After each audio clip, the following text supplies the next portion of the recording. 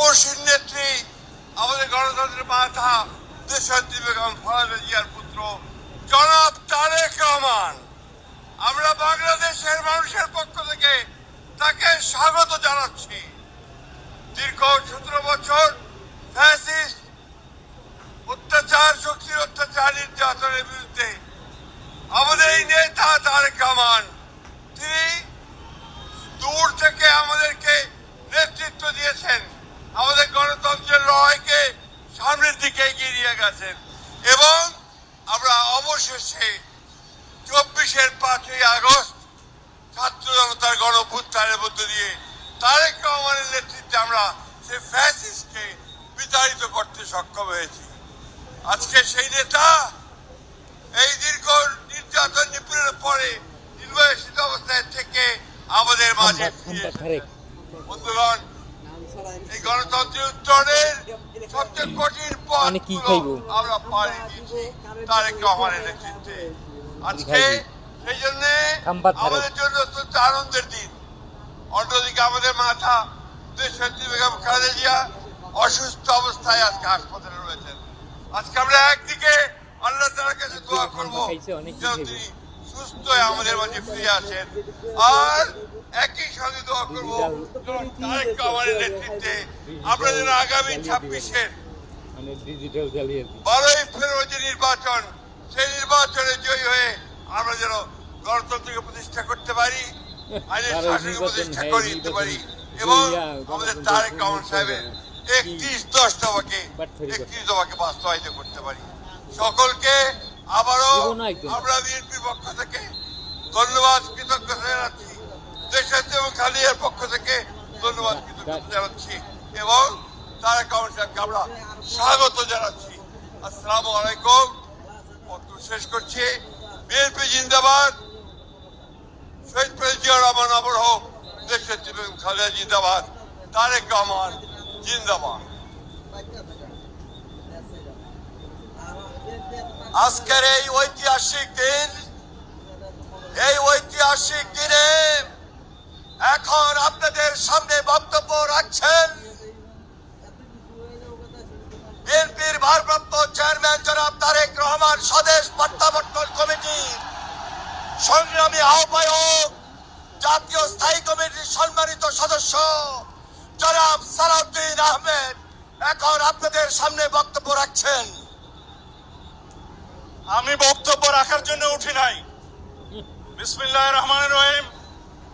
আলহামদুলিল্লাহ, আমাদের প্রিয় নেতা, আপনাদের নেতা, বাংলাদেশের গণমানুষের নেতা, গণতান্ত্রিক আন্দোলনের শীর্ষ নেতা, আমাদের আগামীর বাংলাদেশের দিক নির্দেশক, এদেশের গণতন্ত্রের রক্ষা কবচ, স্বাধীনতার সার্বভৌমত্বের রক্ষা কবচ, আমাদের প্রিয় নেতা, প্রাণ প্রিয় নেতা জনাব তারেক রহমান আপনাদের সামনে আপনাদেরকে ধন্যবাদ জানাবেন, জাতির প্রতি কৃতজ্ঞতা জানাবেন। গণতান্ত্রিক সংগ্রামের মধ্য দিয়ে ফ্যাসিবাদের পতন হয়েছে, গণতন্ত্র অবমুক্ত হয়েছে, সেজন্য আপনাদের প্রতি কৃতজ্ঞতা জানাবেন, যিনি আমাদের মাঝে ফিরে আসতে পেরেছেন। আমি আহ্বান জানাচ্ছি বাংলাদেশের গণমানুষের নেতা, আমাদের প্রাণ প্রিয় নেতা, বাংলাদেশের আগামী দিনের দিক নির্দেশক জনাব তারেক রহমান, জনাব তারেক রহমান।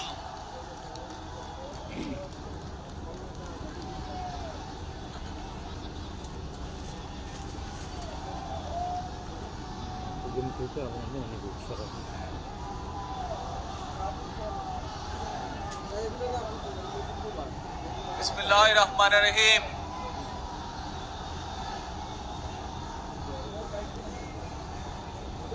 প্রিয় বাংলাদেশ, উপস্থিত প্রিয় মুরব্বীবর্গ, মঞ্চে উপস্থিত জাতীয় নেতৃবৃন্দ,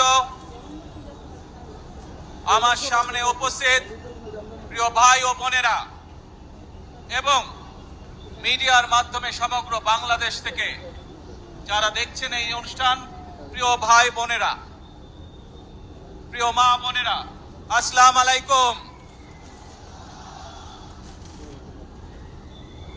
প্রিয় ভাই বোনেরা,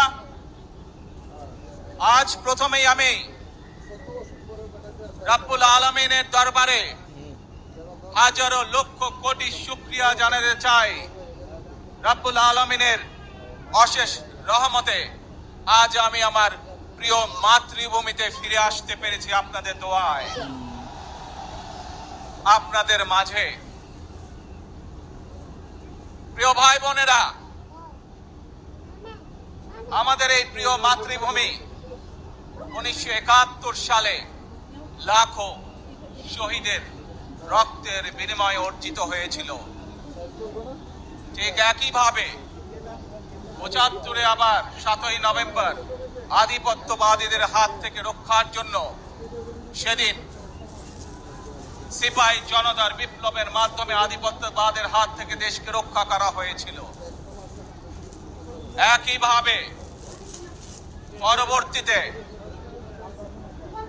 90-এ স্বৈরাচারের বিরুদ্ধে এদেশের জনগণ, এদেশের খেটে খাওয়া মানুষ তাদের গণতান্ত্রিক অধিকারকে ছিনিয়ে এনেছিল। কিন্তু তারপরেও ষড়যন্ত্রকারীদের ষড়যন্ত্র থেমে থাকেনি।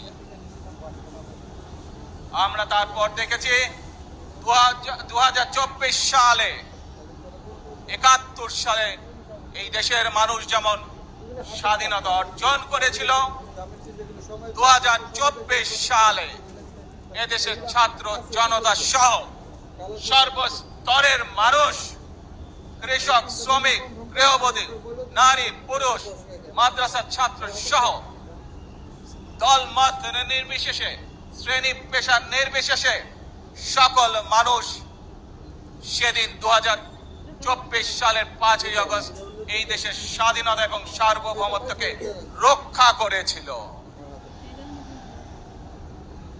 প্রিয় ভাই বোনেরা, আজ বাংলাদেশের মানুষ কথা বলার অধিকার ফিরে পেতে চায়। তারা তাদের গণতান্ত্রিক অধিকার ফিরে পেতে চায়।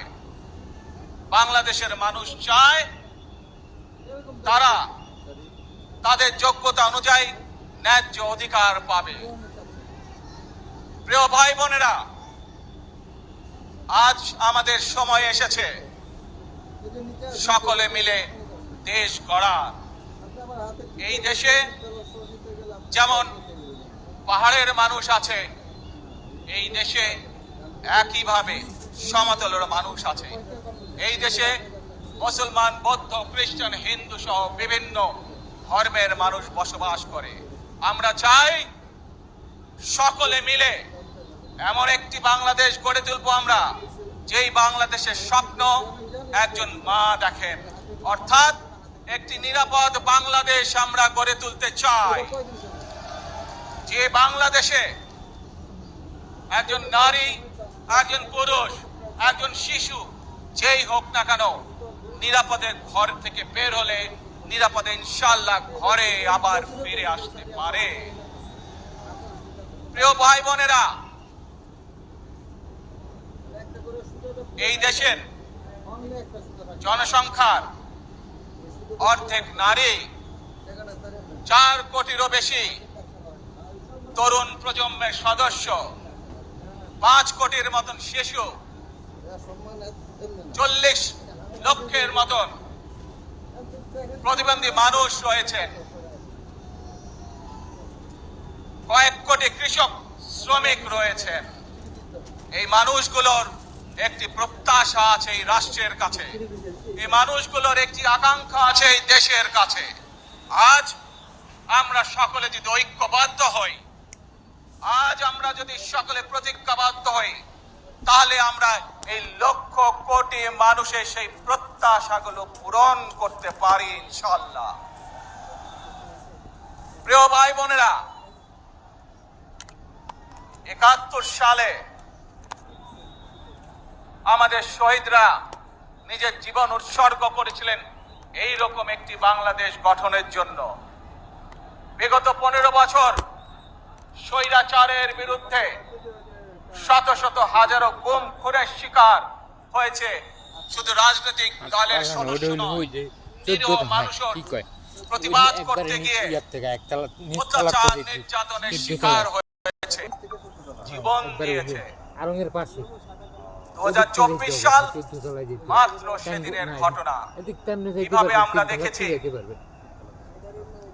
আমাদের তরুণ প্রজন্মের সদস্যরা কিভাবে নিজের জীবন উৎসর্গ করেছে দেশের এই স্বাধীনতা এবং সার্বভৌমত্বকে রক্ষা করার জন্য। প্রিয় ভাই বোনেরা, কয়েকদিন আগে এই বাংলাদেশের 24 আন্দোলনের এক সাহসী প্রজন্মের এক সাহসী সদস্য ওসমান হাদিকে হত্যা করা হয়েছে। ওসমান হাদি শহীদ হয়েছে। প্রিয় ভাই বোনেরা, ওসমান হাদি চেয়েছিল এই দেশের মানুষের জন্য গণতন্ত্র প্রতিষ্ঠিত হোক, এই দেশের মানুষের গণতান্ত্রিক অধিকার প্রতিষ্ঠিত হোক, এই দেশের মানুষ তাদের গণতান্ত্রিক এবং অর্থনৈতিক অধিকার ফিরে পাক। আজ 24 আন্দোলনে যারা শহীদ হয়েছেন, ওসমান হাদি সহ 71 যারা শহীদ হয়েছেন, বিগত স্বৈরাচারের সময় বিভিন্নভাবে খুন গুমের শিকার হয়েছেন, এই মানুষগুলোর রক্তের ঋণ যদি শোধ করতে হয়, আসুন আমরা আমাদের সেই প্রত্যাশিত বাংলাদেশ গড়ে তুলব, যেখানে আমরা সকলে মিলে কাজ করব, যেখানে আমরা সকলে মিলে আমাদের প্রত্যাশিত বাংলাদেশকে গড়ে তুলব। প্রিয় ভাই বোনেরা, বিভিন্ন আধিপত্যবাদ শক্তির গুপ্তচরেরা বিভিন্ন ভাবে ষড়যন্ত্রে এখন লিপ্ত রয়েছে। আমাদেরকে ধৈর্যশীল হতে হবে, আমাদেরকে ধৈর্য ধারণ করতে হবে। বিশেষ করে তরুণ প্রজন্মের যে সদস্যরা আছেন, আপনারাই আগামী দিন দেশকে নেতৃত্ব দিবেন, দেশকে গড়ে তুলবেন। এই দায়িত্ব তরুণ প্রজন্মের সদস্যদেরকে আজ গ্রহণ করতে হবে, যাতে করে এই দেশকে আমরা সুন্দরভাবে গড়ে তুলতে পারি। শক্ত ভিত্তির উপরে, গণতান্ত্রিক ভিত্তি, শক্তিশালী অর্থনৈতিক ভিত্তির উপরে যাতে এই দেশকে আমরা গড়ে তুলতে পারি। প্রিয় ভাই বোনেরা, আমার সাথে আজকে মঞ্চে এখানে বহু জাতীয় নেতৃবৃন্দ বসে আছেন। আসুন আজকে আমরা দুহাত তুলে আল্লাহর দরবারে দোয়া করি, আল্লাহর রহমত আমরা চাই।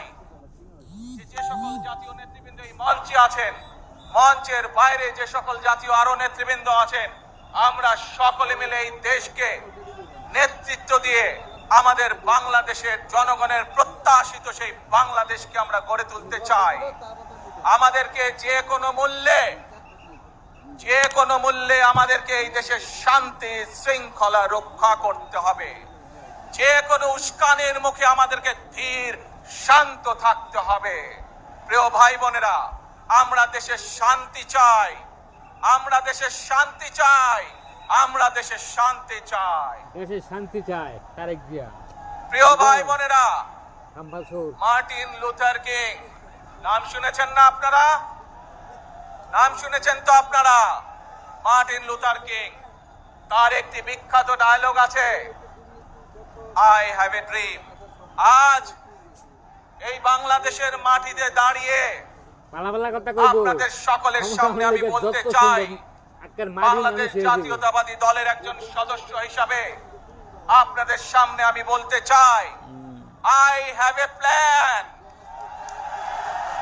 for the people of my country, for my country. আজ এই পরিকল্পনা দেশের মানুষের স্বার্থে, দেশের উন্নয়নের জন্য, দেশের মানুষের ভাগ্যের পরিবর্তনের জন্য যদি সেই প্ল্যান, সেই কার্যক্রম, সেই পরিকল্পনাকে বাস্তবায়ন করতে হয়। প্রিয় ভাই বোনেরা, এই জনসমুদ্রে যত মানুষ উপস্থিত আছেন, এই সারা বাংলাদেশে গণতন্ত্রের শক্তি যত মানুষ উপস্থিত আছেন, প্রত্যেকটি মানুষের সহযোগিতা আমার লাগবে। প্রত্যেকটি মানুষের সহযোগিতা আমাদের লাগবে।